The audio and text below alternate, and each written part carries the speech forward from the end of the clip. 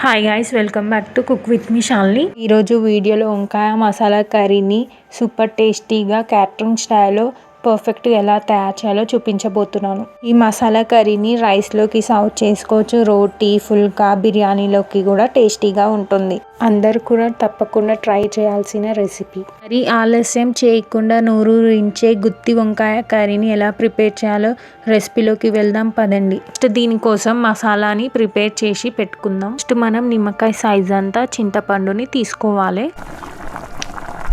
10 పచ్చిమిర్చీలు తీసుకోవాలి. 4 medium size onions cut చేసుకొని పెట్టుకోవాలి. కొన్ని పల్లీలు తీసుకోవాలి, కొన్ని నువ్వులు తీసుకోవాలి, 4 లవంగాలు తీసుకోవాలి, ఒక ఇలాచీ తీసుకోవాలి, ఒక ఇంచు పట్టా తీసుకోవాలి, కొన్ని మెంతులు తీసుకోవాలి, కొంచెం కొబ్బరి తీసుకోవాలి.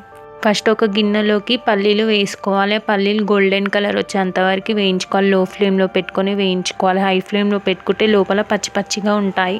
పల్లీలు వేగిన తర్వాత ఒక గిన్నెలోకి వేసుకోవాలి. అదే గిన్నెలోకి మెంతులు గోల్డెన్ కలర్ వచ్చేంత వరకు వేయించుకున్న తర్వాత అదే గిన్నెలోకి వేసేసుకోవాలి. ఫస్ట్ ఒక గిన్నె పెట్టుకొని అందులోకి నువ్వులు వేసుకోవాలి.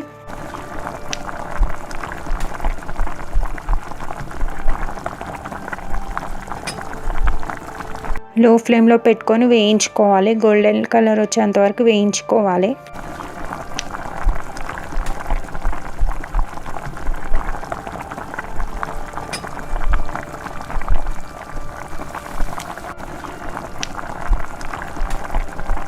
గోల్డెన్ కలర్ వచ్చిన తర్వాత ఒక ప్లేట్లోకి వేసేసుకోవాలి. మిక్సీ గిన్నెలోకి వేయించుకునే అన్నీ వేసుకున్న తర్వాత 2 టేబుల్ స్పూన్ కారం వేసేసుకోవాలి. 1 టేబుల్ స్పూన్ పసుపు వేసుకోవాలి. అట్లని 1 టేబుల్ స్పూన్ సాల్ట్ వేసుకోవాలి. మనం మిక్సీ పట్టుకోవాలి. ఫైన్ పౌడర్గా వేసుకోవాలి మిక్సీ.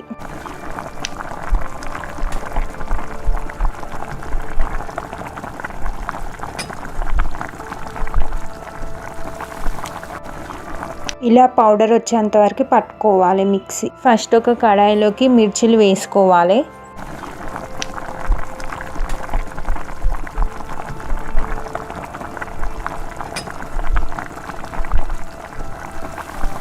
పచ్చిమిర్చి కొంచెం వేగిన తర్వాత ఆనియన్స్ వేసుకోవాలి.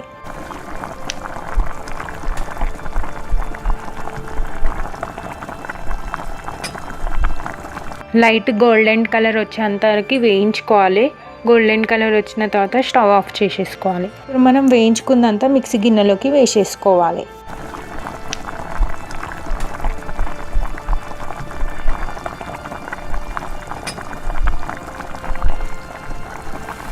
ఇప్పుడు మనం మిక్సీ పట్టుకోవాలి. ఫైన్ పేస్ట్గా పట్టుకోవాలి. చూపిస్తున్న విధంగా పేస్ట్ చేసుకోవాలి. వంకాయలని ఇలా వాష్ చేసుకోవాలి. వాష్ చేసుకున్న వంకాయలని 4 వైపులా ఘాట్లు పెట్టుకోవాలి. ఫస్ట్ ఒక కడాయి పెట్టుకోవాలి. ఆయిల్ వేసుకోవాలి. కొంచెం ఆయిల్ వేడైన తర్వాత భోజవరాకు వేసుకోవాలి 2. కొంచెం భోజవరాకు వేడైన తర్వాత జీలకర్ర ఆవాలు వేసుకోవాలి. ఆయిల్ కొంచెం వేడైన తర్వాత ఇందాక మిక్సీ పట్టిన మసాలాని వంకాయలకి స్టఫింగ్ పెట్టుకుంటూ ఆయిల్లోకి డీప్ ఫ్రై చేసుకోవాలి.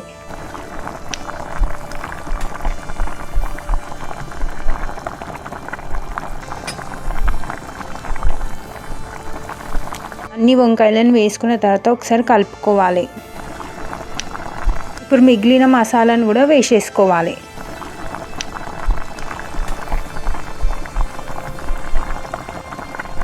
మసాలా ఉడికిన తర్వాత చింతపండు రసాన్ని కూడా వేసుకోవాలి. 1 టేబుల్ స్పూన్ ధనియాల పౌడర్ వేసుకోవాలి. రెసిపీ నచ్చిందా? రెసిపీ నచ్చితే కామెంట్ చేయండి. కామెంట్ చేయడం మాత్రం మర్చిపోకండి. లైక్ చేయండి. సబ్స్క్రైబ్ చేసుకోవడం మాత్రం మర్చిపోకండి. మీ ఫ్రెండ్స్ అండ్ ఫ్యామిలీ మెంబర్స్కి ఈ రెసిపీని షేర్ చేయండి. Thank you for watching.